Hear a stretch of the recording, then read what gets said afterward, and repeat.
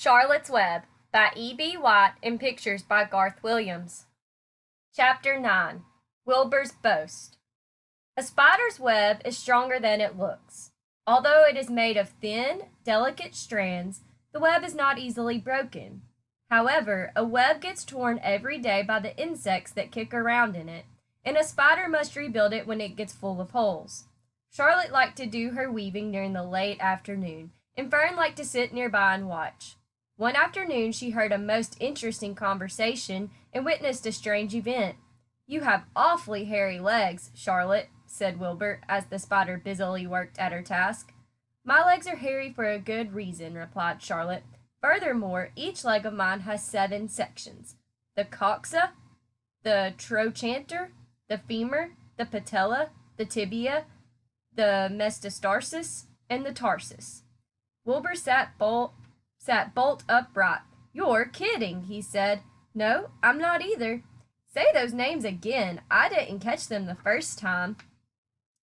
Coxa, trochanter, femur, patella, tibia, metastarsus, and tarsus. "Goodness," said Wilbur, looking down at his own chubby legs. "I don't think my legs have 7 sections." "Well," said Charlotte, "you and I lead different lives. You don't have to spin a web. That takes real leg work." "I could spin a web if I tried," said Wilbur, boasting. "I've just never tried." "Let's see you do it," said Charlotte. Fern chuckled softly, and her eyes grew wide with love for the pig. "Okay," replied Wilbur. "You coach me, and I'll spin one. It must be a lot of fun to spin a web. How do I start?" "Take a deep breath," said Charlotte, smiling. Wilbur breathed deeply. "Now climb to the highest place you can get to, like this." Charlotte raced up to the top of the doorway. Wilbur scrambled to the top of the manure pile. "Very good," said Charlotte. "Now make an attachment with your spinnerets, hurl yourself into space, and let out a dragline as you go down." Wilbur hesitated a moment, then jumped out into the air. He glanced hastily behind to see if a piece of rope was following him to check his fall, but nothing seemed to be happening in his rear, and the next thing he knew he landed with a thump. "Oomp!" he grunted. Charlotte laughed so hard her web began to sway. "What did I do wrong?" asked the pig when he recovered from his bump. "Nothing," said Charlotte. "It was a nice try." "I think I'll try again," said Wilbur cheerfully. "I believe what I need is a little piece of string to hold me." The pig walked out to his yard. "You there, Templeton," he called. The rat poked his head out from under the trough. "Got a little piece of string I can borrow?" asked Wilbur. "I need it to spin a web." "Yes, indeed," replied Templeton, who saved string. "No trouble at all. Anything to oblige." He crept down into his hole, pushed the goose egg out of the way, and returned with an old piece of dirty white string. Wilbur examined it. "That's just the thing," he said. "Tie one end to my tail, will you, Templeton?"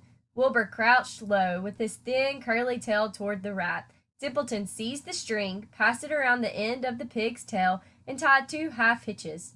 Charlotte watched in delight. Like Fern, she was truly fond of Wilbur, whose smelly pen and stale food attracted the flies that she needed, and she was proud to see that he was not a quitter and was willing to try again to spin a web. While the rat and the spider and the little girl watched, Wilbur climbed again to the top of the manure pile, full of energy and hope. "Everybody watch!" he cried, and summoning all his strength, he threw himself into the air, head first. The string trailed behind him, but as he had neglected to fasten the other end to anything, it didn't really do any good, and Wilbur landed with a thud, crushed and hurt. Tears came to his eyes. Templeton grinned. Charlotte just sat quietly. After a bit, she spoke. "You can't spin a web, Wilbur, and I advise you to put the idea out of your mind. You lack 2 things needed for spinning a web." "What are they?" asked Wilbur sadly. "You lack a set of spinnerets, and you lack knowing how. But cheer up, you don't need a web. Suckerman supplies you with 3 big meals a day. Why should you worry about trapping food?" Wilbur sighed. "You're ever so much cleverer and brighter than I am, Charlotte. I guess I was just trying to show off. Serves me right." Templeton untied his string and took it back to his home. Charlotte returned to her weaving. You needn't feel too badly, Wilbur," she said. "Not many creatures can spin webs. Even men aren't as good at it as spiders, although they think they're pretty good, and they'll try anything. Did you ever hear of the Queensboro Bridge?" Wilbur shook his head. "Is it a web?" Sort of, replied Charlotte. But do you know how long it took men to build it? 8 whole years. My goodness, I would have starved to death waiting that long. I can make a web in a single evening. What do people catch in the Queensboro Bridge? Bugs? Asked Wilbur. No, said Charlotte. They don't catch anything. They just keep trotting back and forth across the bridge, thinking there's something better on the other side. If they'd hang head down at the top of the thing and wait quietly, maybe something good would come along. But no, with men it's rush, rush, rush, every minute. I'm glad I'm a sedentary spider. What does sedentary mean? Asked Wilbur. Means I sit still a good part of the time and don't go wandering all over creation. I know a good thing when I see it, and my web is a good thing. I stay put and wait for what comes. Gives me a chance to think. Well, I'm sort of sedentary myself, I guess, said the pig. I have to hang around here whether I want to or not. You know where I'd really like to be this evening? Where? In a forest looking for beech nuts and truffles and delectable roots, pushing leaves aside with my wonderful strong nose, searching and sniffing along the ground, smelling, smelling, smelling. You smell just the way you are, remarked a lamb who had just walked in. I can smell you from here. You're the smelliest creature in the place. Wilbur hung his head. His eyes grew wet with tears. Charlotte noticed his embarrassment, and she spoke sharply to the lamb. Let Wilbur alone, she said. He has a perfect right to smell, considering his surroundings. You're no bundle of sweet peas yourself. Furthermore, you are interrupting a very pleasant conversation. What were we talking about, Wilbur? When were we so rudely interrupted?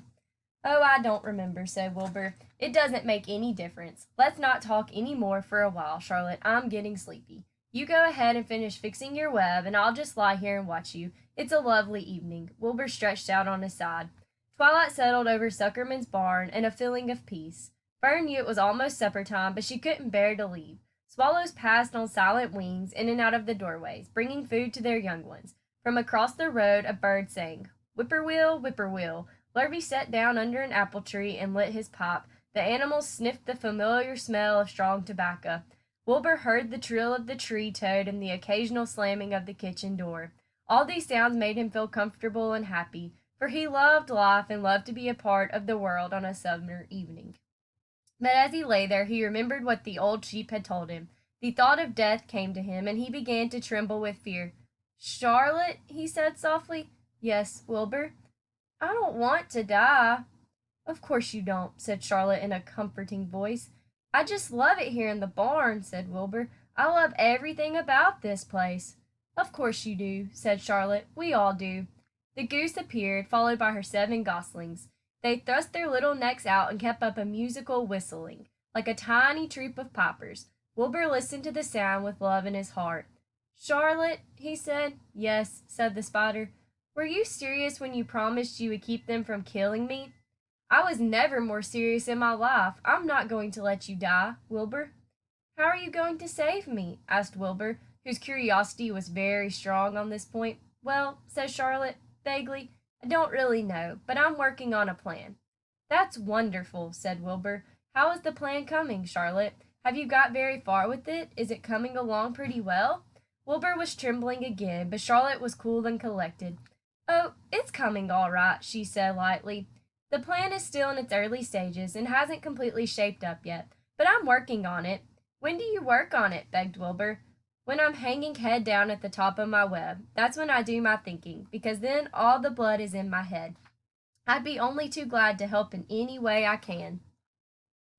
Oh, I'll work it out alone, said Charlotte. I can think better if I think alone. All right, said Wilbur. Don't fail to let me know if there's anything I can do to help, no matter how slight. Well, replied Charlotte, you must try to build yourself up. I want you to get plenty of sleep and stop worrying. Never hurry and never worry. Chew your food thoroughly and eat every bit of it, except you must leave just enough for Templeton. Gain weight and stay well. That's the way you can help. Keep fit and don't lose your nerve. Do you think you understand? Yes, I understand, said Wilbur. Go along to bed then, said Charlotte. Sleep is important. Wilbur trotted over to the darkest corner of his pen and threw himself down. He closed his eyes. In another minute he spoke. Charlotte, he said. Yes, Wilbur. May I go out to my trough and see if I left any of my supper? I think I left just a tiny bit of mashed potato. Very well, said Charlotte, but I want you in bed again without delay. Wilbur started to race out to his yard. Slowly, slowly, said Charlotte. Never hurry and never worry. Wilbur checked himself and crept slowly to his trough. He found a bit of potato, chewed it carefully, swallowed it, and walked back to bed. He closed his eyes and was silent for a while. Charlotte, he whispered. Yes. May I get a drink of milk? I think there are a few drops of milk left in my trough. No, the trough is dry, and I want you to go to sleep. No more talking. Close your eyes and go to sleep. Wilbur shut his eyes. Fern got up from her stool and started for home, her mind full of everything she had seen and heard. Good night, Charlotte, said Wilbur. Good night, Wilbur. There was a pause. Good night, Charlotte. Good night, Wilbur. Good night. Good night.